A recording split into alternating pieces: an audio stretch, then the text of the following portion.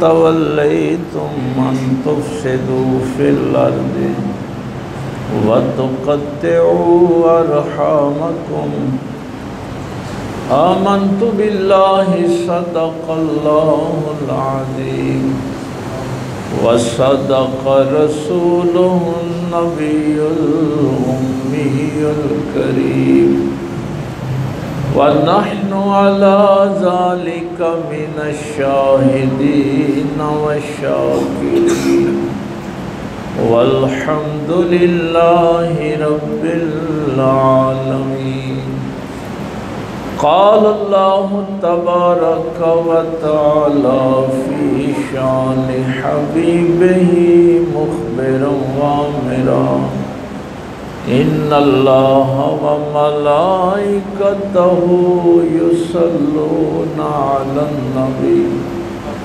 يا أيها الذين آمنوا صلوا عليه وسلموا تسليما اللهم صل على سيدنا مولانا محمد وعلى آل سيدنا مولانا محمد وبارك وسلم اللهم صل على سيدنا ومولانا محمد وعلى آل سيدنا ومولانا محمد وبارك وسلم اللهم صل على سيدنا ومولانا محمد وعلى آل سيدنا ومولانا محمد وبارك وسلم اللہ رب العزت کی حمد و ثنا کے بعد اور پاک پیغمبر صلی اللہ علیہ وآلہ وسلم کی ذات پاک پہ ہدیہ درود و سلام پیش کرنے کے بعد نہایت واجب الاحترام معزز سامعین بزرگ و دوست و عزیز بھائیوں، ہمارا محرم کا ظاہر ہے آج آخری جمعۃ المبارک ہے اور عنوان ہم نے مقرر کیا تھا نظریہ توحید۔ تو اس دنیا میں نظریات تو دو ہی ہیں، ایک نظریہ توحید کا ہے، ایک اللہ وحدہ لا شریک کو ماننے والا ہے، اور دوسرا اللہ کے علاوہ جو طاقتیں ہیں ان کو مانتے ہیں۔ تو اس حوالے سے ہماری گفتگو جو ہے وہ چل رہی تھی۔ تو گزشتہ جمعے ہم ایک مقام پہ پہنچے تھے، میں نے تو ویسے ہی وہ فلسفے کی ایک اصطلاح جو تھی اس کی تھوڑی سی تشریح کی، لیکن بہت سے پھر لوگوں نے اس کی اور تفصیل پوچھنے کی بھی کوشش کی کہ اعتباری مسلمان اور حقیقی مسلمان۔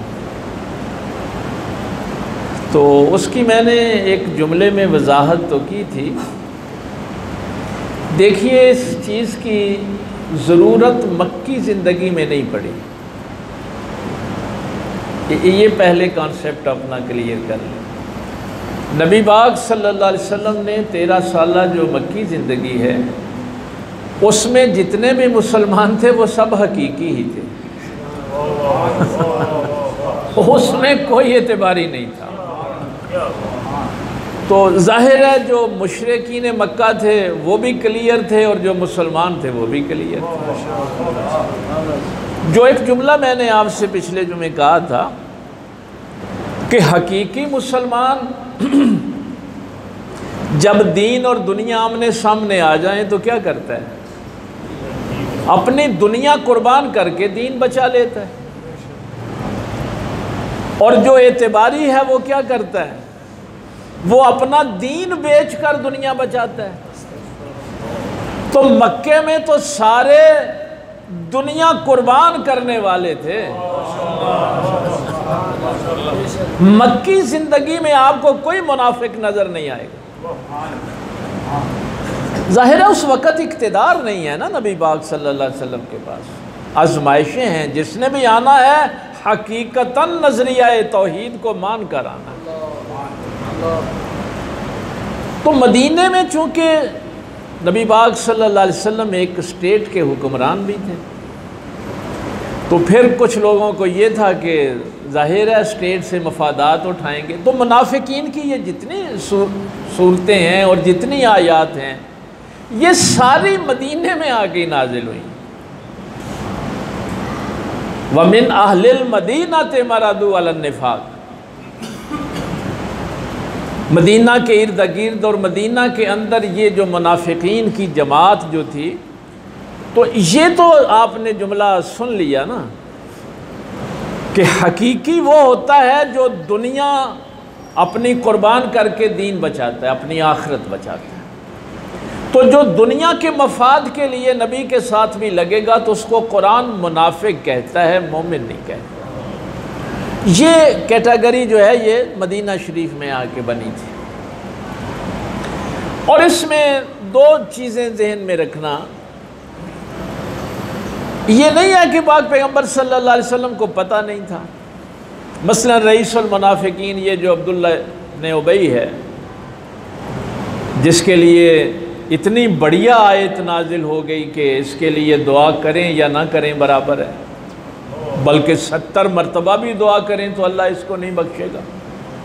تو ایسا بدبخت انسان جو ہے یہ تو اس دنیا میں آپ کہاں دیکھیں گے کہ جس کے لیے اتنی بڑی آیت نازل ہو جائے، اور پھر مجموعی طور پہ جو ان کے لیے نازل ہوئی، ان المنافقین فی الدرک الاسفل من النار، کہ جہنم کا جو سب سے نچلا طبقہ ہے، سب سے آخر والا طبقہ ہے، اس میں منافقین ہوں،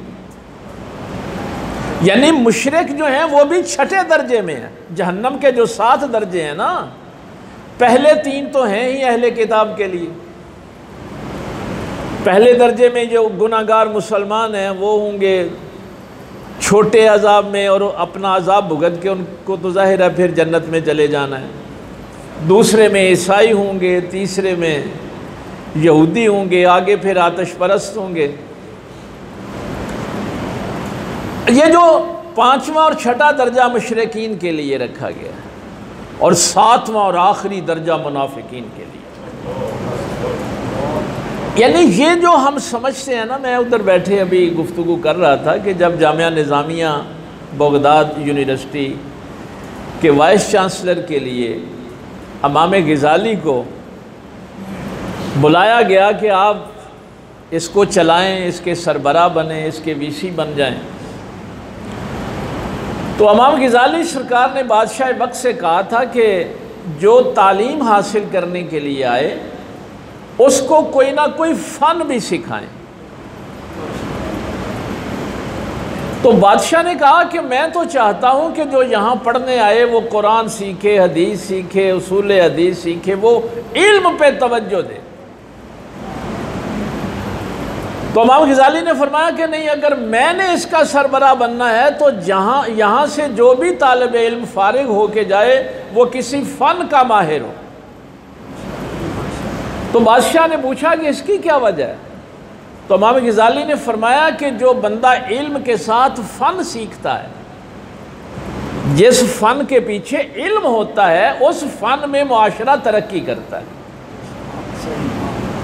مثلا زراعت آپ بھی کرتے ہیں نا، لیکن جو ممالک علم کے ساتھ زراعت کرتے ہیں وہ آپ سے بہت آگے ہیں۔ اسی طرح انڈسٹری ہے۔ تو امام غزالی نے اس وقت یہ کانسیپٹ دیا، انہوں نے کہا کہ جس فن کے پیچھے علم ہوتا ہے نا وہ فن پھر معاشرہ ترقی کرتا ہے۔ تو یہ ایک جملہ، آج تو یہ موضوع نہیں ہے، کبھی تعلیمی موضوع پہ بات ہوئی تو اس پہ میں تفصیل سے کروں گا۔ امام غزالی نے فرمایا بادشاہ جو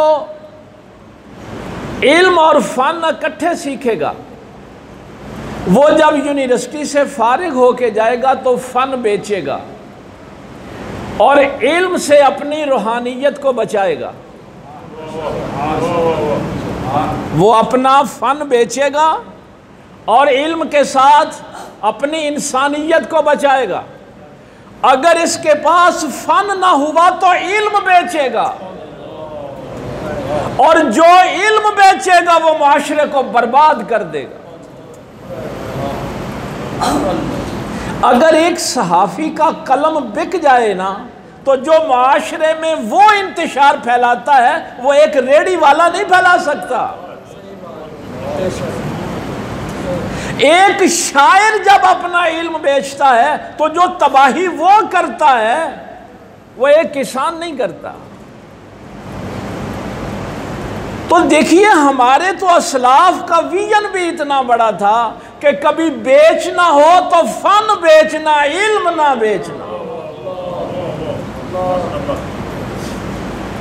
اس معاشرے میں آج بھی آپ دیکھیں گے کہ جہاں جہاں بھی علم بکا ہے وہاں پہ تباہی ہوئی ہے، بربادی ہوئی ہے، وہ قومیں کبھی آگے نہیں بڑھی۔ تو یہ جو بات درمیان میں نے اس لیے عرض کر دی کہ یہ جو مدینہ شریف کی فضا تھی، یہاں بھی کچھ لوگوں نے جن کو منافقین کہا جا رہا ہے، وہ نبی پاک صلی اللہ علیہ وسلم کے ساتھ اس لیے نہیں لگے تھے کہ وہ کوئی اس دین کے ساتھ مخلص، وہ اپنے مفادات کے لیے لگے۔ تو یہ جتنی بھی آیات منافقین کے لیے آئی ہیں یہ سب مدینے میں آئی۔ حقیقی مسلمان کبھی بھی اپنی آخرت دنیا کے لیے برباد نہیں کرتا۔ اور یہ جو اعتباری مسلمان، وہ جو میں بات کرنے لگا تھا، یہ نہیں ہے کہ پتہ نہیں تھا۔ جب یہ عبداللہ بن ابی غزوہ احد سے بھائی پہلے ہی 1000 کا لشکر سامنے 3000 کا لشکر ابو سفیان لے کے آیا تھا۔ اب اس نے کیا کیا، چونکہ گٹھ جوڑ تھا ان کے ساتھ، تو یہ اپنے 300 ساتھی لے کے واپس آ گیا۔ اب مسلمانوں کی تعداد 700 رہ گئی۔ ہر موقع پہ یہ دھوکہ دیتا تھا۔ پھر غزوہ بنی مستلق کا وہ جو میں نے آپ کو کئی دفعہ بتایا ہے کہ وہاں اس نے انصار اور مہاجرین کی لڑائی کروا دی۔ اور پھر یہ جو سورہ منافقون کی وہ آیت ہے لَيُخْرِجَنَّ الْأَعَزُّ مِنْهَا الْأَذَلَّ، اس بغیرت نے یہاں تک وہاں کہا کہ اب مدینے واپس جا کے عزت والے ان ذلیلوں کو نکال دیں گے۔ مسلمانوں کے متعلق، رسول اللہ کے صحابہ کے متعلق، کہ دیکھیے یہ مکے سے آئے تھے، ہم نے ان کو پناہ دی، آج یہ ہمارے اوپر حکمران بنے بیٹھے ہیں۔ لَيُخْرِجَنَّ الْأَعَزُّ مِنْهَا الْأَذَلَّ، یہ سورہ منافقون کی آیت ہے کہ مدینے اب واپس جا کے ہم عزت والے ان ذلیلوں کو نکال دیں گے۔ تو وہاں پہ اللہ تعالیٰ نے یہ فرمایا تھا العزت للہ ورسولہ وللمؤمنین، عزت تو اللہ کے لیے ہے، اس کے رسول کے لیے ہے اور نبی کے غلاموں کے لیے ہے۔ نعرہ تکبیر، نعرہ رسالت، نعرہ حیدری، حضور قبلہ عالم، آستانہ یا نور شریف۔ تو اس موقع پہ بھی کہا گیا، بلکہ اس کے بیٹے نے کہا، یار دیکھیے کیسے کیسے اسلامی تاریخ کے اندر واقعات ہیں۔ جب اس نے یہ جملہ کہا نا، اس کا بیٹا سچا حقیقی مسلمان تھا۔ اچھا اگلے دن نا وہ ظاہر ہے سوشل میڈیا کے یہ بچے، مجھے تو بھائی اس کو استعمال کا طریقہ ہی نہیں آتا، نہ میسج کرنے کا آتا ہے، تو یہ بچے ہی بتاتے رہتے ہیں کہ ہمارے سوشل میڈیا میں ایک یہ بڑی بات چل نکلی تھی کہ وہ جی ایک شخص نے حضرت امیر معاویہ رضی اللہ تعالیٰ عنہ کو، یعنی یزید کو گالی دے کے کہا ہے کہ ان کی جد پہ بھی لعنت ہو۔ تو یہ جہالت کی باتیں ہیں نا ساری۔ تو وہ بچے جب ہمارے پاس آئے کہ یہ دیکھیے جی یہ بڑا انتشار آج سوشل میڈیا پہ پھیلا ہوا، تو میں نے کہا کہ دیکھو یہی میں بات بار بار آپ سے کہتا ہوں کہ اس امت کا اصل مسئلہ جہالت ہے۔ جب آپ کی علم کے ساتھ وابستگی ہوگی تو یہ جہالت دور ہو جائے گی۔ یعنی علم والا کبھی یہ جملہ کہہ نہیں سکتا، مثلا تبت یدا ابی لہب وتب، یہ سورت پڑھ کے ابو لہب کے متعلق قرآن نے کیا کچھ کہہ دیا، لیکن کوئی بنو ہاشم کی جد کو گالی دے سکتا ہے یہ سورت پڑھ کے؟ بھائی اگر قرآن سے وابستگی ہوتی تو کوئی جملہ یہ کہہ سکتا ہے کہ اگر کسی کا بیٹا برا ہے تو سب کو برا کہہ دو؟ پھر میں تو آپ کو پتا ہے قرآن کریم کا طالب علم ہوں نا، ہم نے تو قرآن سے دلائل بچوں کو دینے ہوتے۔ یہ 12ویں پارے میں دیکھیں اللہ تعالیٰ نے حضرت نوح علیہ السلام سے کیا فرمایا؟ لَيْسَ مِنْ أَهْلِكَ إِنَّهُ عَمَلٌ غَيْرُ صَالِحٍ، یہ تیرا بیٹا تیری اہل سے ہی نہیں ہے اس لیے کہ یہ اس کے اعمال صالح نہیں ہیں۔ اب کوئی نوح علیہ السلام کے اس بیٹے کو لے کے ان کی جد کو کوئی برا کہہ سکتے ہیں؟ نہ، یہ ظلم اس وقت ہوتا ہے جب آپ کا علم سے تعلق نہیں ہوتا۔ تو میں نے کہا کہ اگر کسی نے یہ جملہ کہا ہے تو جہالت میں کہا ہے نا، بدبختی میں کہا ہے۔ قرآن کریم تو دو ٹوک بات کرتا ہے کہ آپ کسی ایک کی برائی کو لے کے اس کے دوسرے کو تو غلط نہیں کہہ سکتے۔ ہائے ہائے ہائے،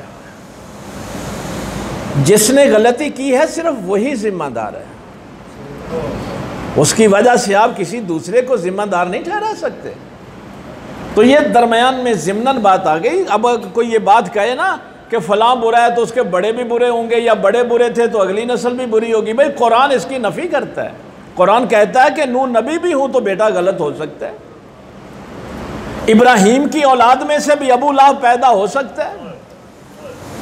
یہ تو قرآنی دلائل ہے نا۔ اسی عبداللہ بن ابی جس کے لیے قرآن کی صورتیں نازل ہو گئیں، بیٹا حقیقی مسلمان، ہائے ہائے،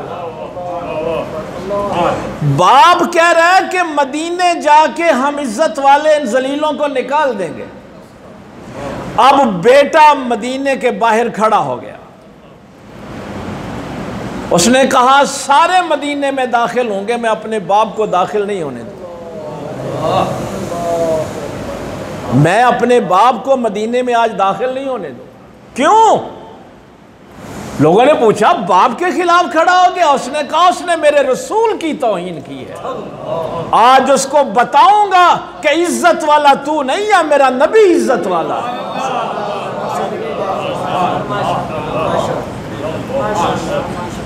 حقیقی مسلمان ایک ہی گھر میں، اعتباری مسلمان بھی ہے، حقیقی مسلمان بھی ہے، ایک ہی گھر میں موجود ہے۔ تو کئی دفعہ یہ بات کہی گئی یا رسول اللہ صلی اللہ علیہ وسلم اس کو قتل کر دیں، تو سرکار فرماتے کہ دیکھیے دوسری اقوام یہ کہیں گی کہ محمد اپنے ہی ساتھیوں کو قتل کروا دیتے ہیں۔ ظاہراً تو یہ کلمہ پڑھتا ہے نا، ہمارے ساتھ نماز بھی پڑھتا ہے، ہمارے ساتھ روزے بھی رکھتا ہے، ظاہراً تو یہ ہمارا ساتھی ہے نا۔ تو دوسری قوموں کو تو نہیں پتا کہ یہ ہمارا دشمن ہے، تو باہر یہ بات غلط نہ مشہور ہو جائے کہ محمد اپنے ہی ساتھیوں کو قتل کروا دیتے ہیں۔ حضور رحمت للعالمین ہے، لیکن اللہ تعالیٰ نے یہ بات دو ٹوک فرما دی کہ اس کی بخشش نہیں ہوتی۔ اب جو پاک پیغمبر صلی اللہ علیہ وسلم کے راستے پہ ہوتے ہیں، ایک وہ جو جس شخص نے اٹھ کے کہا تھا اے دل یا محمد، اے محمد صلی اللہ علیہ وسلم عدل کرو، حضور مال غنیمت تقسیم فرما رہے تھے نا، تو اس نے کہا اے دل یا محمد عدل کرو، سرکار نے فرمایا میرے جیسا عدل کرنے والا تو نہ کو آیا نہ آئے گا، اور بھائی مجھے کہتے ہو عدل کرو۔ اس موقع پہ بھی کہا گیا کہ یا رسول اللہ صلی اللہ علیہ وسلم اس کو قتل کر دیں، فرمایا نہیں، کلمہ پڑھتا ہے، نماز بھی پڑھتا ہے، لوگ کیا کہیں گے محمد اپنے ساتھیوں کو ہی مروا دیتا ہے۔ یہ بہت سے مواقع ہیں ہماری تاریخ میں، پتہ بھی ہے کہ یہ دشمن ہے۔ یہ باتیں اس لیے آپ کو بتا رہا ہوں کہ بھائی جو اعتباری مسلمان ہیں ہم تو ان کی بھی عزت کرتے ہیں، یہ ہمارے نبی کا طریقہ ہے، تاکہ کافروں کو پیغام جائے کہ ہم اپنے ساتھیوں پہ ظلم نہیں کرتے۔ ہم اپنوں پہ ظلم کرنے والے نہیں، ہم تو غیروں پہ نہیں کرتے۔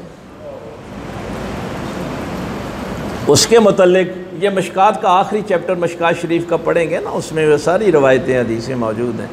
سرکار نے فرمایا کہ اس کے بازو پہ ایک نشان ہوگا، اور یہ خارجیوں کا سرگنا بنا بعد میں، جو سرکار مولا کائنات کے خلاف جنگ ہوئی تھی خارجیوں کی، اس میں مارا گیا تھا یہ، اور ان کو نبی پاک صلی اللہ علیہ وسلم نے فرمایا تھا کہ یہ بدترین جہنمی کتے ہیں یہ خارجی، اور ساتھ یہ بھی فرمایا تھا کہ یہ نمازیں ایسی پڑھیں گے، صحابہ کو فرمایا تھا کہ نمازیں ایسی پڑھیں گے کہ تمہیں اپنی نمازیں ان کی نمازوں کے سامنے چھوٹی نظر آئیں گی۔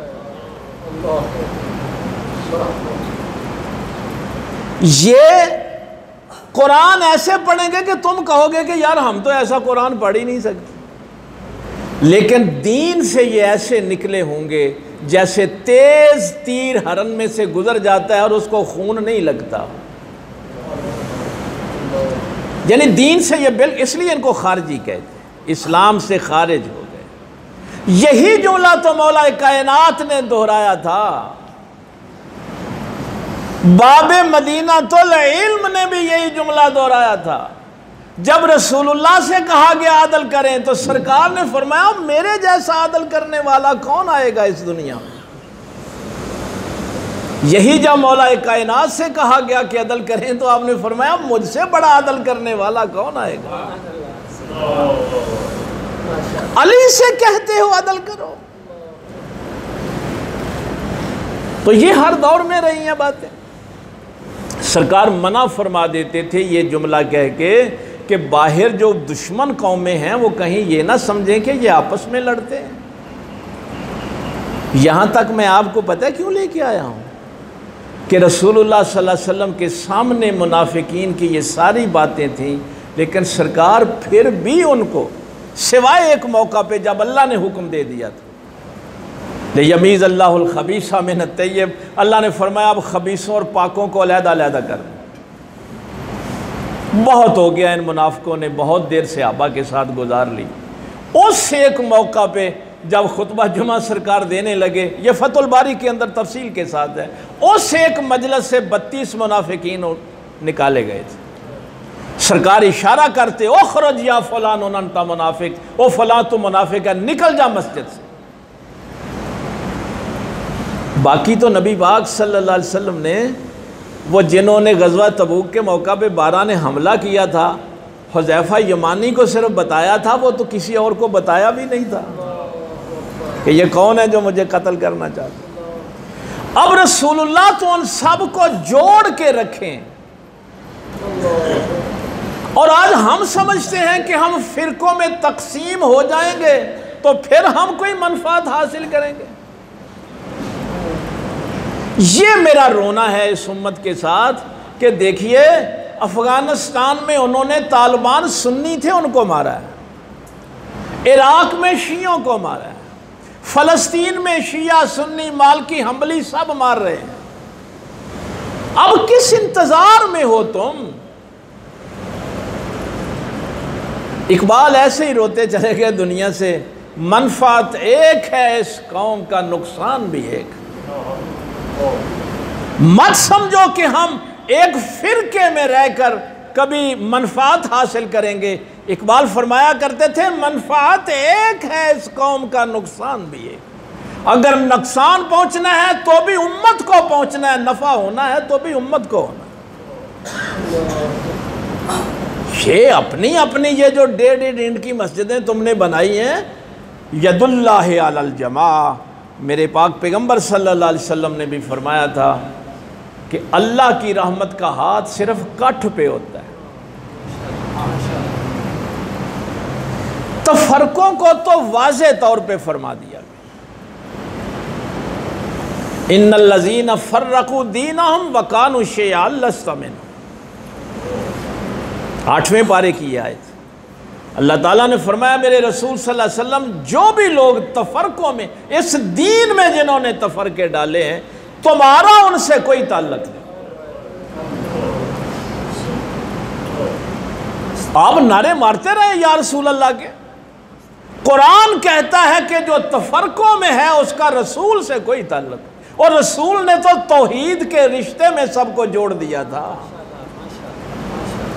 پیغمبر اس لیے آئے ہیں، یہ نظریہ توحید، یہ عقیدہ توحید، کوئی رنگ، نسل، قبیلہ، خاندان نہیں، ایک توحید کے جھنڈے کے نیچے سب اکٹھے ہوں۔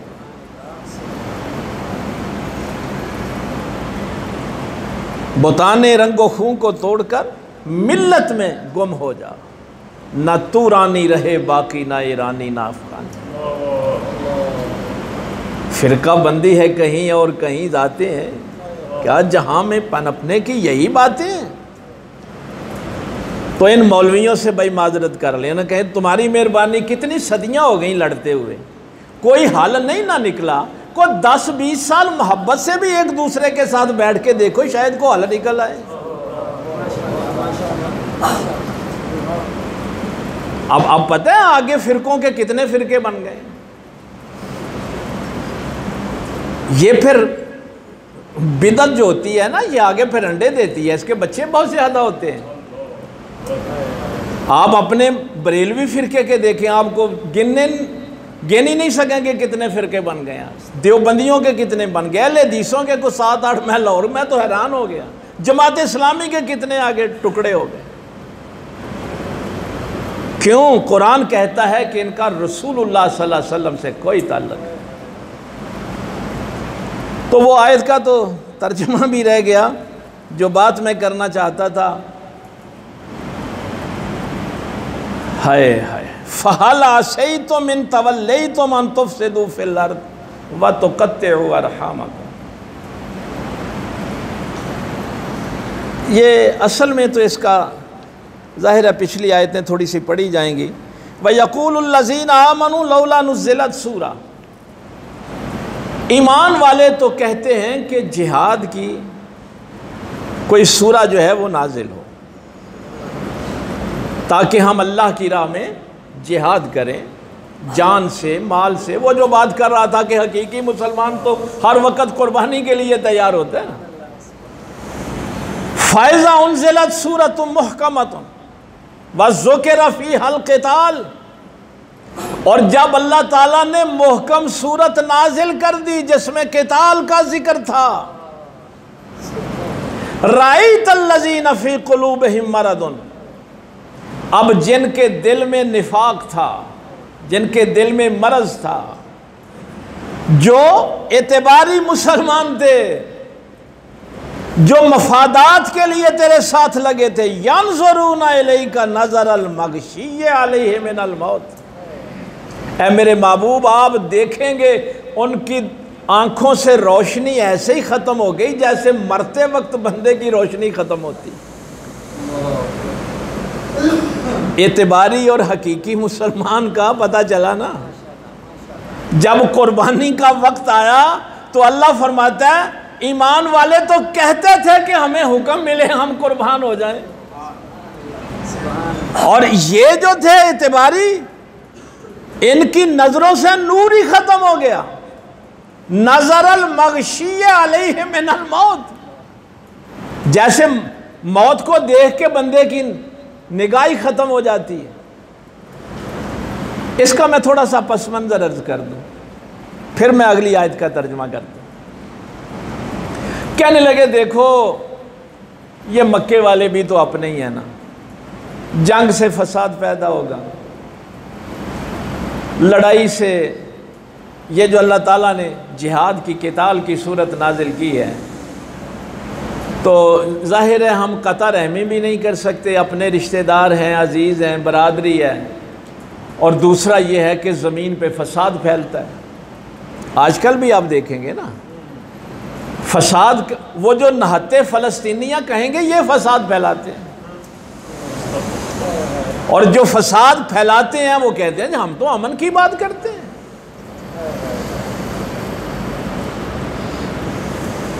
اب یہ جو آیت میں نے پڑھی آج، اللہ فرماتا ہے یہ جو بکواس کر رہے ہیں نا کہ وہ ظاہر ہے قطع رحمی ہو جائے گی، ہمارے رشتہ دار ہیں، عزیز ہیں، اللہ تو صلہ رحمی کا حکم دیتا ہے، پھر زمین پہ فساد، اللہ فرماتا ہے فَهَلْ عَسَيْتُمْ إِن تَوَلَّيْتُمْ، تولیتم ولایت حکمرانی، فرمایا میرے محبوب اگر ان بے غیرتوں کو ہم حکمران بنائیں، اگر یہی حکمرانی ان کو دے دینا جو تجھے مشورے دے رہے ہیں، ان تفسدوا فی الارض، تو یہ زمین پر فساد بھی کریں، وتقطعوا ارحامکم، اور اپنے رشتہ داریاں بھی توڑ دیں۔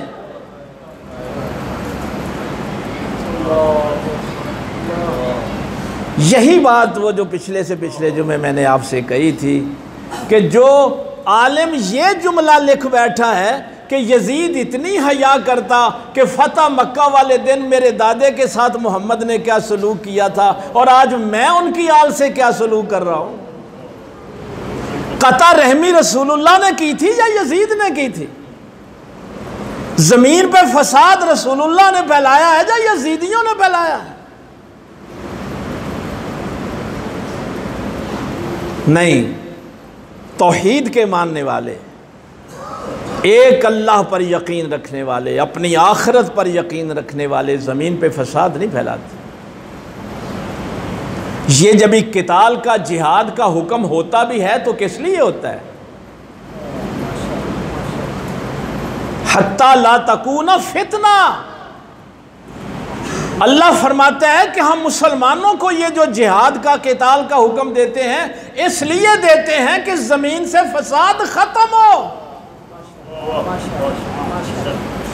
فتنے ختم ہو۔ ایک دفعہ میں جگہ لیکچر پہ گیا تو وہاں یہ بات ہوتی تھی، یہ مسلمان دہشت گرد ہیں، دہشت گردی اور جہاد میں اب فرق کیا سے کریں؟ میں نے کہا قرآن نے یہ بات دو ٹوک بیان کر دی ہے، دہشت گردی اسے کہتے ہیں جیسے زمین پہ فساد پیدا ہوتا ہے، جہاد اسے کہتے ہیں جیسے فساد ختم ہوتا ہے۔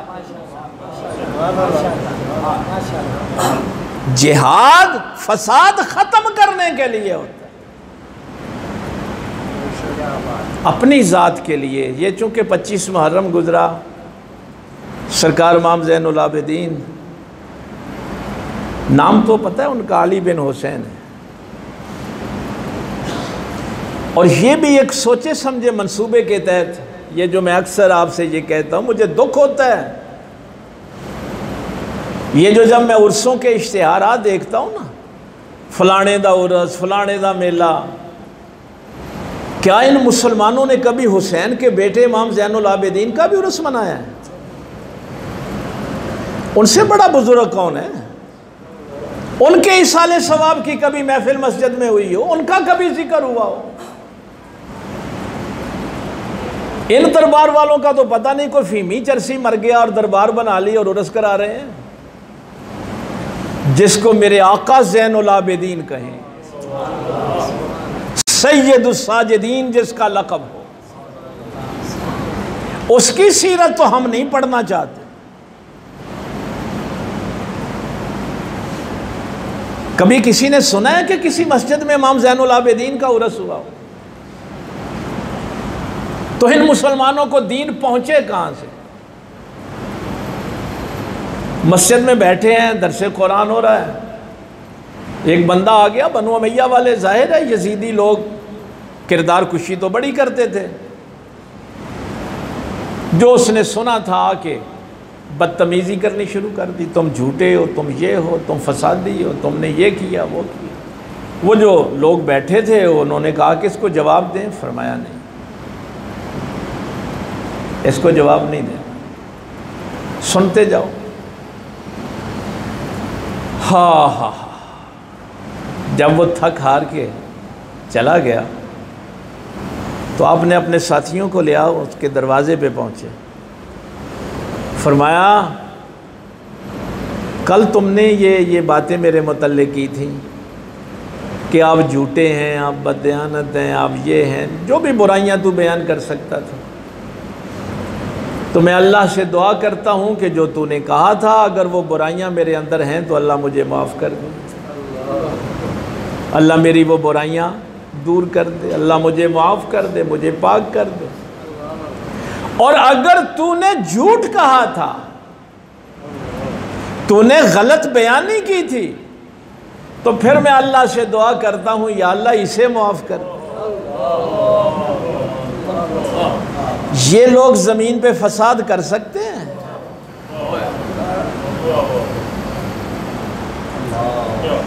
ان لوگوں کے مقابلے میں یزید کو لاؤ گے؟ اس لیے میں نے کہا تھا کہ اگر کوئی کسی صحابی کو گالی دیتا ہے تو وہ کسی مولوی کے کہنے پہ ہی دیتا ہے نا، اور اگر کوئی یزید کو امیر المومنین کہتا وہ بھی کسی مولوی کے کہنے پہ ہی کرتا ہے۔ تو ارشاد فرمایا اگر ہم ان کو حکومت دے دیں یہ زمین پہ فساد بھی کریں گے اور قطع رحمی بھی کریں گے، رشتوں کی کوئی پرواہ نہیں کریں گے۔ اولئک الذین لعنہم اللہ، ان پر ہے اللہ کی لعنت۔ امام ابن حجر نے اسی آیت کو لکھ کے فرمایا ہے کہ یہ آیت جو ہے یہ اصل میں یزید پہ لعنت ہے کہ اس نے زمین پر فساد بھی کیا اور قطع رحمی بھی کی، نہ رشتوں کا خیال رکھا اور نہ اس نے زمین پہ فساد پھیلانے سے اپنے آپ کو باز رکھا۔ تو اللہ تعالیٰ کی لعنت ہوتی ہے ان لوگوں پہ جو قطع رحمی کرتے ہیں اور زمین پہ فساد کرتے ہیں۔ اس لیے کبھی کوشش نہ کریں کہ ہماری وجہ سے زمین پہ فساد پھیلے۔ ہاں آپ نے حسینی رہنا ہے۔ مجھے وہ بزرگوں کا ایک بڑا جملہ یاد ہے، کسی نے کہا کہ آپ کس فرقے کس گروہ سے ہیں؟ انہوں نے کہا پہلے تو گروہ بڑے تھے، کربلا کے بعد تو اب دو ہی رہ گئے ہیں، یا حسینی ہے یا یزیدی ہے۔ اب تو کوئی زیادہ گروہ نہیں ہے، اب تو دو ہی ہیں۔ اب دیکھ لو تم کس گروہ سے ہو۔ دنیا بیچ کر دین کے ساتھ غداری کرتے ہو کہ دنیا بن جائے تو یزیدی ہو، اور اگر اپنی دنیا برباد بھی کر ہو جائے تو دین بچا لیتے ہو تو حسینی۔ اس لیے بننا ہے تو حقیقی مسلمان بنو، اعتباری تو بہت پھرتے ہیں۔ اللہ عمل کی توفیق دے۔ وآخر دعوانا الحمدللہ رب العالمین۔